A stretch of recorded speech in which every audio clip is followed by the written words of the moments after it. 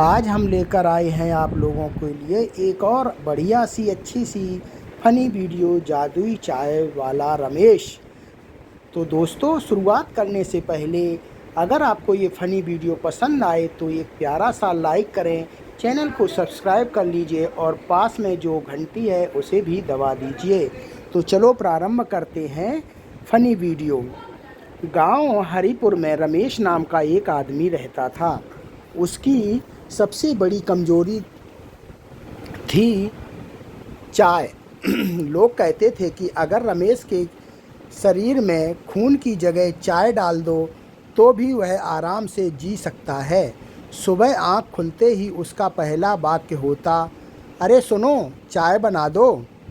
पत्नी कमला अक्सर गुस्से में कहती, रोज रोज चाय चाय, मैं कोई चाय बनाने की मशीन हूँ क्या? रमेश शरारती अंदाज में जवाब देता है, अगर तुम मशीन होती तो मैं तुम्हें टी मशीन 2000 नाम देता। कमला उसे घूरती और रमेश हंसकर चुप हो जाता। एक दिन रमेश ने सोचा, जब मुझे चाय से इतना प्यार है तो क्यों ना चाय बेचने का काम शुरू कर दूं। उसने अपने घर के बाहर ही एक छोटी सी लकड़ी की टपरी लगा दी।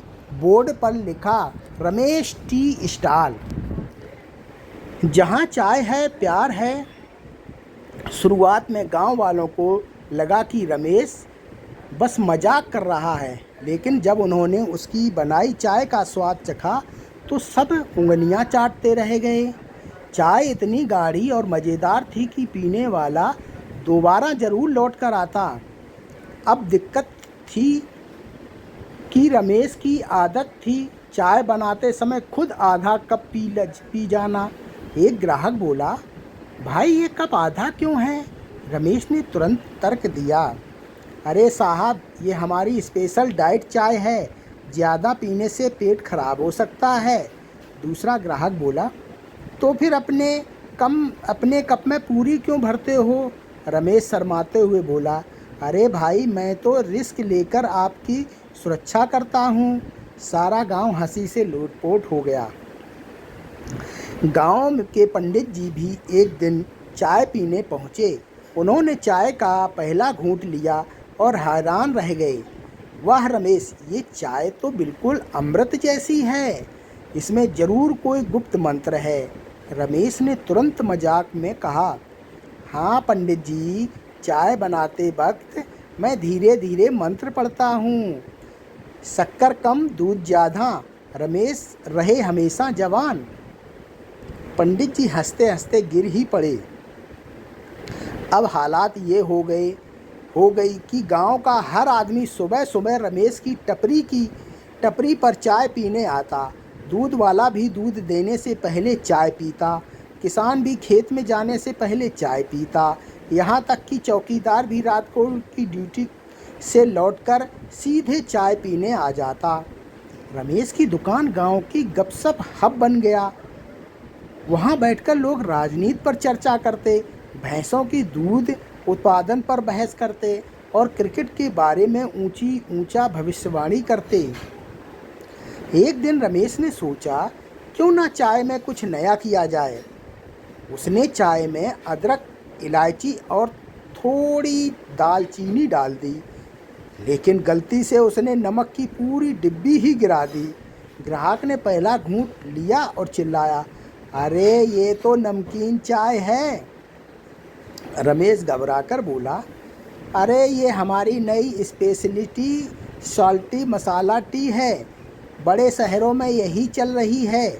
सब लोग हंसने लगे, लेकिन चौंकाने वाली बात थी कि कुछ लोगों को वो चाय सच में अच्छी लगी। गांव के लड़के बोले, वाह रमेश भैया, आपने तो नया ट्रेंड शुरू कर दिया। धीरे धीरे रमेश की चाय की चर्चा आसपास के गांव तक पहुंच गई।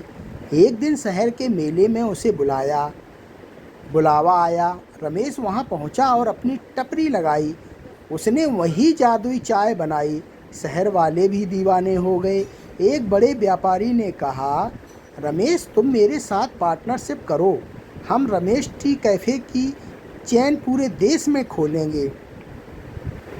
रमेश ने मुस्कुराकर जवाब दिया, अरे भाई, मैं तो बस इतना चाहता हूँ कि मेरी चाय पीकर लोग मुस्कुराएं। बड़े बड़े धंधे मेरे बस की बात नहीं। इस बीच कमला का गुस्सा बढ़ गया। वह रोज कहती, सुबह से शाम तक चाय चाय चाय, घर घर का क्या, बच्चों का क्या, और मैं तो बस शक्कर मिलाने की मशीन बनकर रह गई हूँ।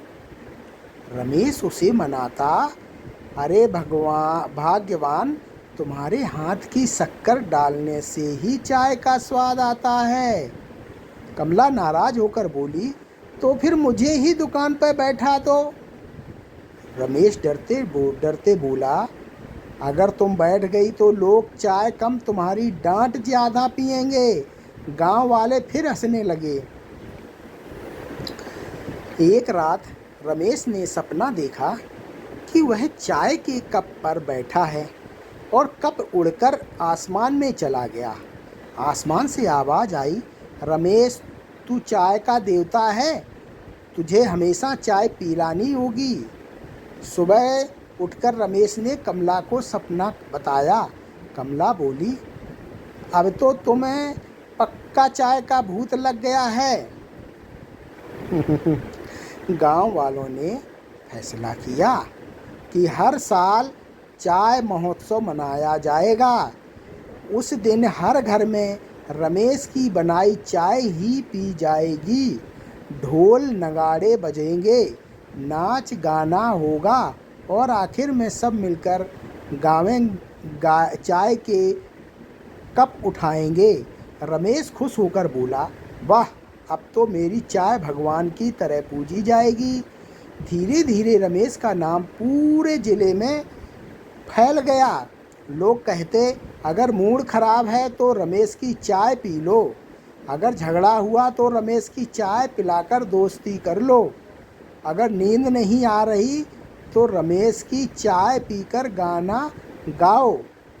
रमेश हंसते हुए कहता है, देखो भाई, डॉक्टर की दवा से ज़्यादा असरदार है हमारी चाय। कमला अब भी कभी कभी गुस्सा करती, लेकिन अंदर से वह भी खुश थी कि उसके रमेश की चाय ने पूरे गांव को हंसी और खुशी से भर दिया।